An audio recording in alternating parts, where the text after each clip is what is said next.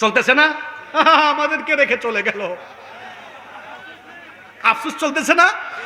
আমার বড় আশ্চর্য লাগে যারা তাদের কর্মীদেরকে বিপদের মুখে ঠেলে দিয়ে নিজেরা সেফলি চলে যায়, সেই দলের অনুসারী যারা, সেই দল করে দলীয় পরিচয় দেওয়া লজ্জার ব্যাপার।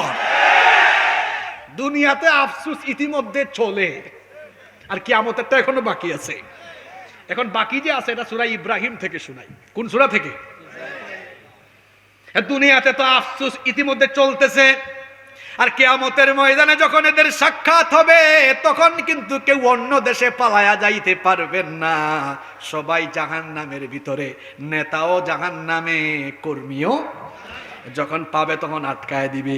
আটকায়া দেয়া কর্মী তার নেতাকে কি বলবে? আল্লাহ কোরআনে সেটা তুলে দিয়েছেন। আল্লাহ তাআলা বলছেন, ফাকাল আদ-দুআফাউ লিল্লাযীনা ইসতাকবারু ইন্না কুন্না লাকুম তাবআন ফাহাল আনতুম মুগনুনা আন্না মিন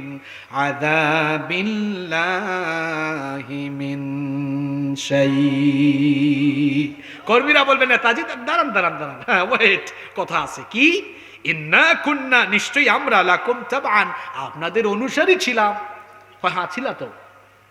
ছিলাম মানে আপনাদের কথা শুনি তো সব আকাম কুকাম কইরা আপনারাও এখানে আমরাও এখানে।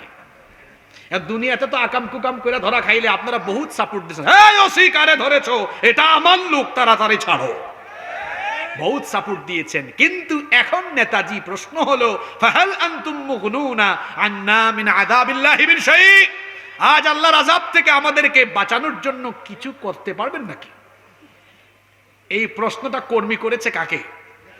কথা বলছেন না কেন? নেতা তো ঠেকছে।